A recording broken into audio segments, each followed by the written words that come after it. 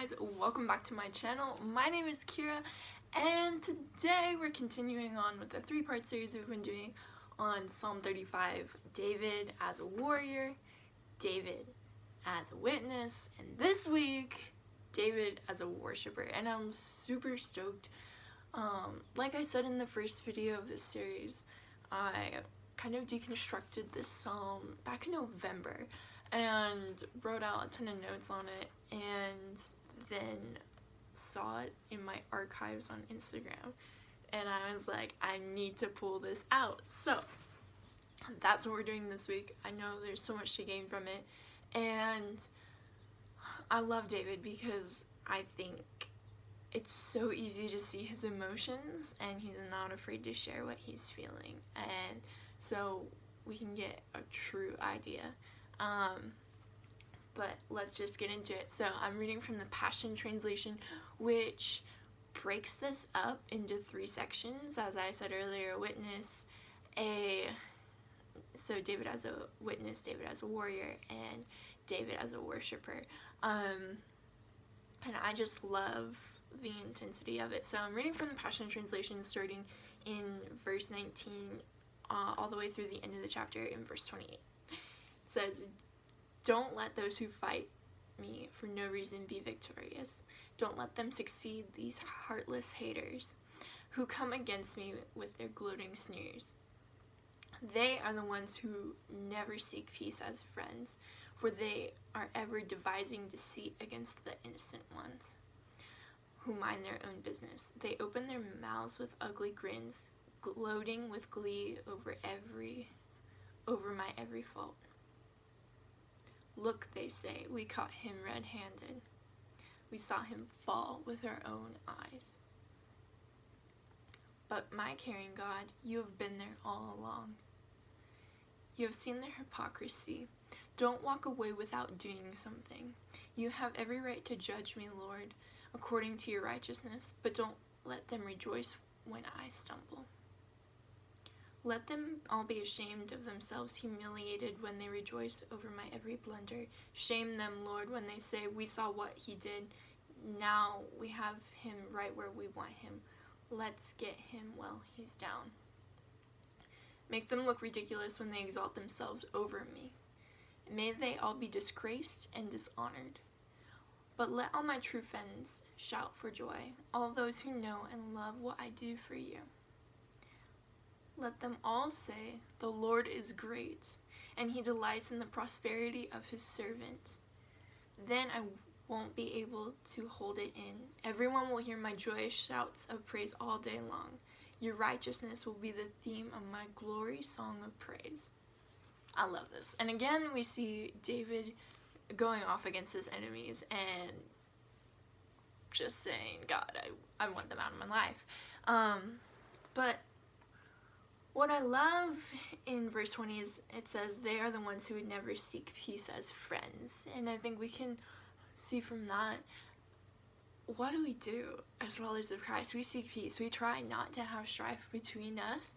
We seek peace amongst one another, but then we also seek peace from God, who is the Prince of Peace.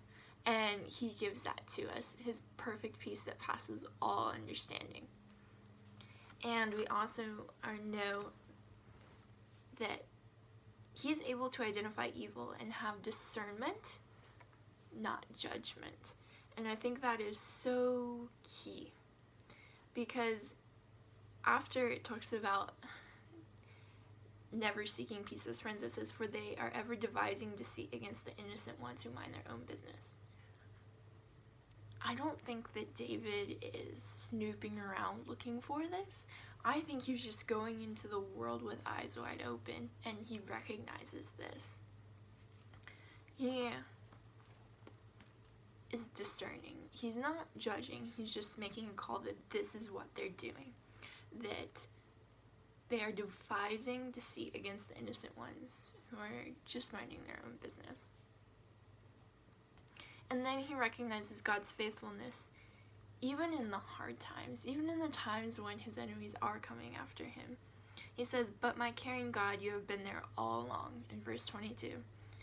This is after he describes his enemies with their ugly grins gloating over his every fault. But David still recognizes that my caring God, you have been there through it all. That high or low, God is with me. And as it continues on, it says, now don't walk away without doing something. And this is in verse 22.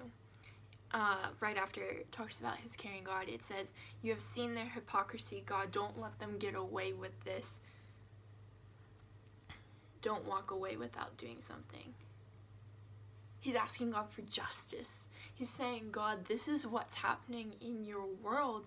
Please do something about it. He's asking for God to bring justice. He's not asking for payback. He's asking for justice. And there's a difference. Payback is when you're coming because you have been hurt and your feelings of anger or wanting revenge are pushing you to bring them down, to punish them. Justice is to restore. So he's asking God to fulfill justice. It says, don't walk away without doing something. He's not telling God what to do. He's just saying, God, this isn't just. Remedy it. Fix it. And I love what he's saying in verse 27. It says, but let all my true friends shout for joy. He understands that there's a difference in friends, that there's a difference in the kinds of friends we keep, and what kind of friends are we keeping? Are we keeping true friends? It says, all those who know and love what I do for you. I think that's interesting, where it says, all those who know and love what I do for you. So these friends know what David is doing for God and loves that David is pursuing God with his whole heart, loves that David is bringing peace and justice for Israel, loves what he's doing, and they're backing him. Do you have friends that back you, that encourage you closer to God? I think it's so important. David is making this statement that they are true friends when they see what I do for God and they love it. And then in verse 28 it says, then I will not be able to hold it in.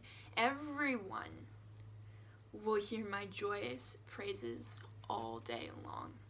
Your righteousness will be the theme of my glory song of praise.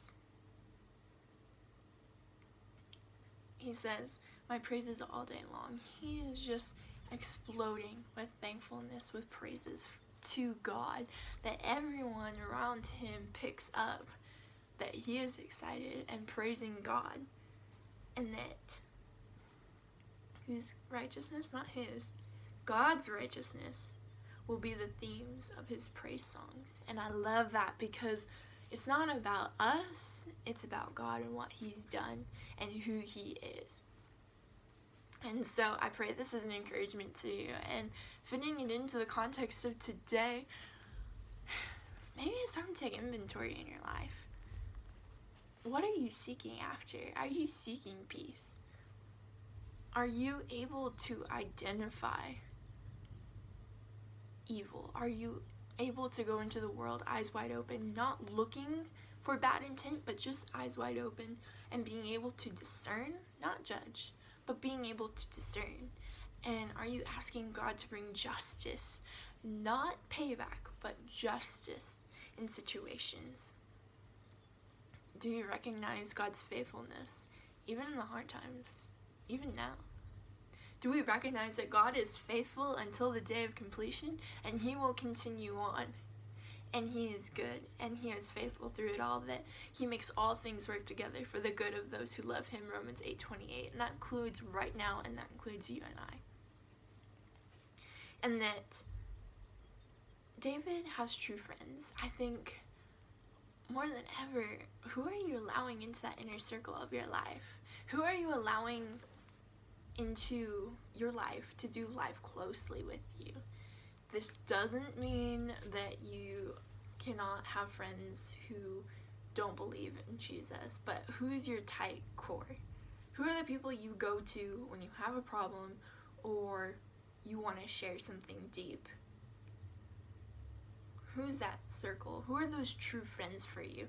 Are they friends who encourage you and push you closer to Jesus? Because that's what we're trying to do. We're not going to become fully like Jesus. We are imperfect, and Jesus was perfect, but God has already begun a good work in us, and he will see it through until the day of completion. And who we allow in our lives can either push us forward in that process or hinder us. And then I love how it concludes with that he will praise God in everything, with everything. And I think that's a real valid point for today. Are we praising God with everything that we have, even now, even in quarantine, isolation? Are we praising him for who he is and what he has done and what he will continue to do? That he hasn't left us here. We're not going to be doing this forever. But are we able to identify that God is still good and God is still who he says he is? And that's how I want to leave it today. But I hope this video encourages you, that it strengthens you, and that it reminds you that we were created to worship him. We are created to bring the honor back to him, that his righteousness is the theme of our song and our praise towards him. And if you have any questions, comments, please leave them down below. And if you need anything, reach out. I'm here for you guys, and I love you all so much. Have an incredible week. God bless. Bye.